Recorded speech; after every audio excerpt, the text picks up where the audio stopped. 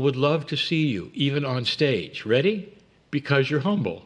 Does this get in the way of what we were told? I think so, in some ways.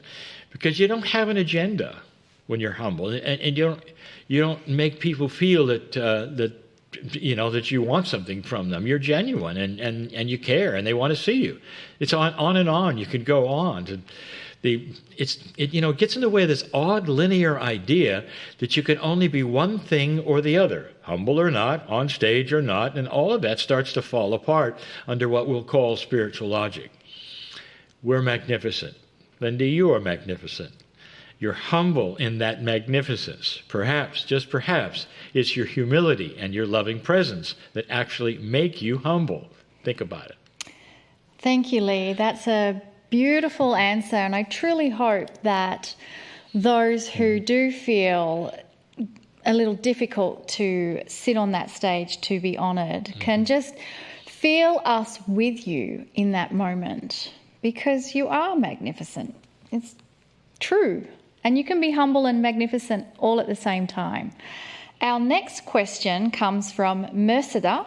Merceda is in Iran and is asking, I heard that we can ask to stop having karma and then we will lose our guides for 90 days. Is it different at this time, and how? I think Merceda might be referring to some of the earlier teachings Cryon gave. Very much so. In fact, very early, back in 1993. It's kind of a consolidated question from 30 years ago when the energy was very different. Yeah. Yes, indeed, things have changed. First, the idea of changing karma has been with us a long time ago, so that's not a Cryon thing at all. Many belief systems on the planet not only believe in karma, but they also believe you can change it. Hindus, for instance, they trek to Varanasi, hopefully change the outcome of their next lives with their karma. As the belief goes, karma is something we create. It's a cause and effect system.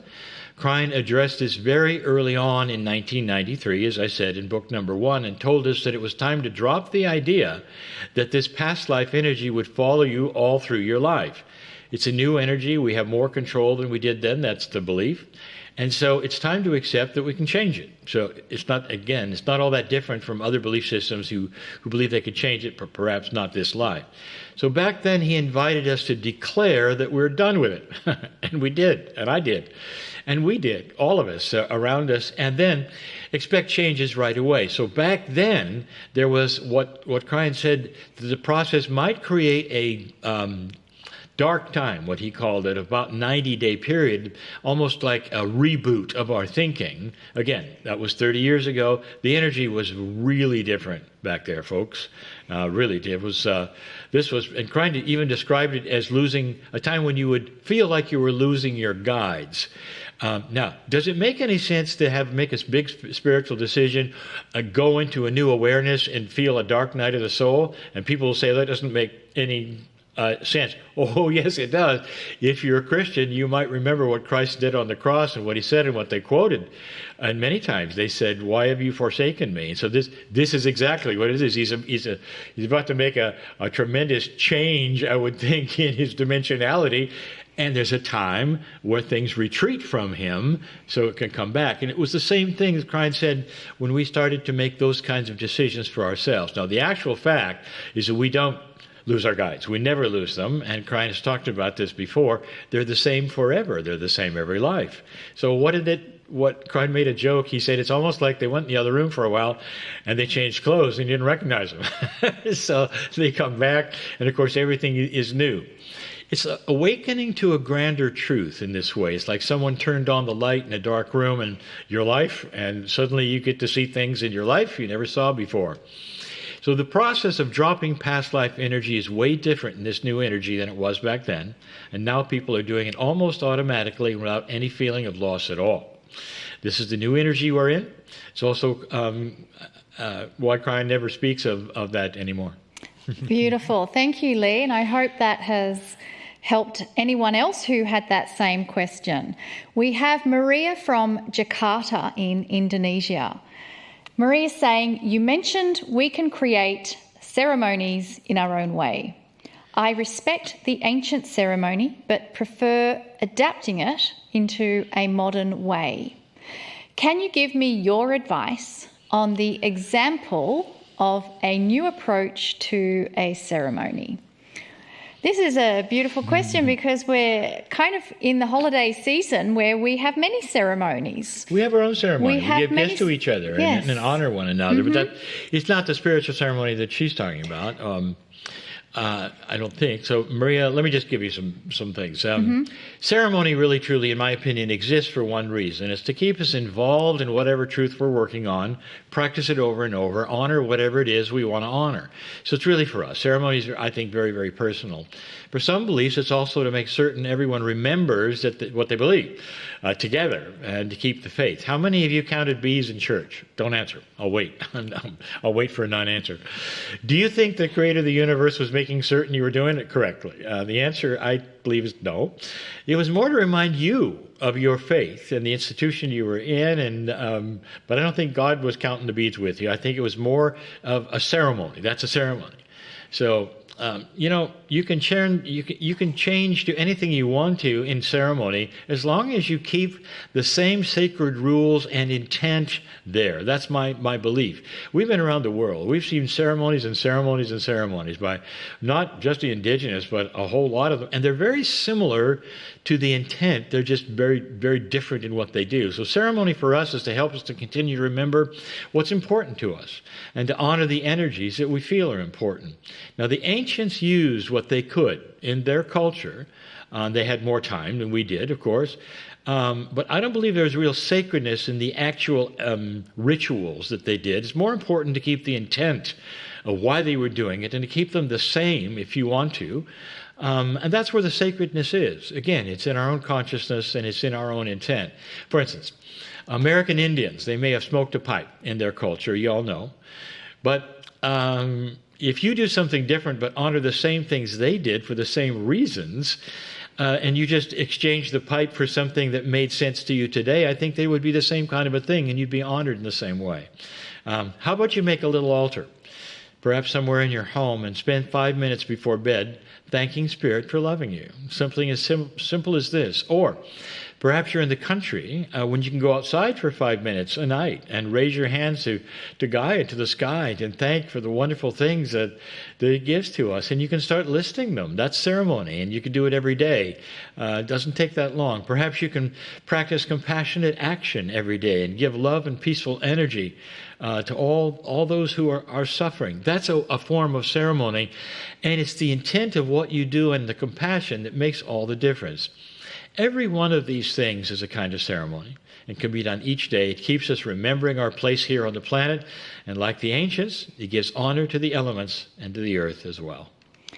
I love everything you just described in that, and there is no limit to the kind of ceremonies you can incorporate and introduce into your life. Spirit sees your intent, and you create your own sacred rules for you. So let's now move into a meditation.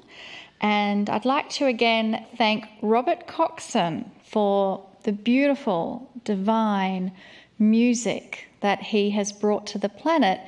And in particular, we are blessed to have Robert's music with us for this month in the Healing Wednesday. And so I invite you to close your eyes and take a moment to think about all the ancestors that have come before you. You may even wish to create a ceremony where you light a candle that represents you. And then you may place 2 candles in a row above you that represents your mother and father. And then you may place 4 candles to represent your grandparents. And then you may place 8 candles that represent your great-grandparents. And you can keep going with more ancestors, or you can simply leave it as those. And as you've light each candle, think about the journey they have been on. And in your ceremony, you can then acknowledge each candle, each ancestor, thank them, and blow out the candle one by one until you return to your own candle and have that candle stay lit. And just give gratitude and thanks for every ancestor that's come before you. They are with you now in the most extraordinary time on the planet, the time of the great shift. And let all the wisdom and knowledge of your ancestors pour through into you. And so there is nothing more to do, simply the acknowledgement that you are here, your life matters, your very existence on the planet is sacred and blessed. And with this gratitude and acknowledgement of the sacred place we are in, we can now receive the message from Cryon. Greetings, dear ones. I'm Cryon of Magnetic Service. You've been following the channelings of this month. It's about family. Fitting for a holiday season, family in another word, reincarnation. We've given many facts, some known by you from channelings in the past and some are new.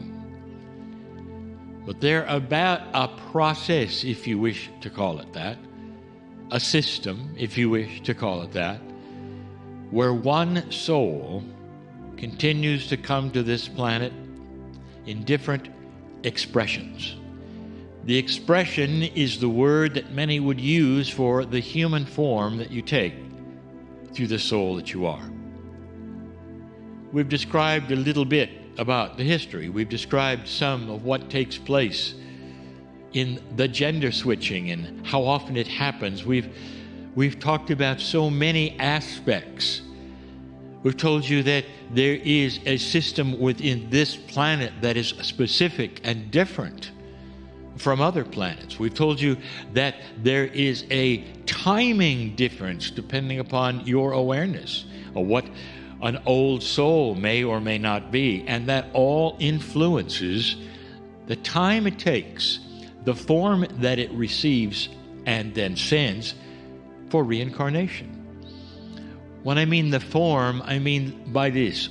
When you go to the other side and you've had 1 or 2 lifetimes on this planet, it's far, far different, as we were remarking, than an old soul which may have been here hundreds of times. We equated a reincarnate system to a school of earth, that an old soul has been through lifetime after lifetime, lesson, expression, to get to a place where they are more aware, more knowledgeable of how things work. That puts them in another place when it comes to the soul planning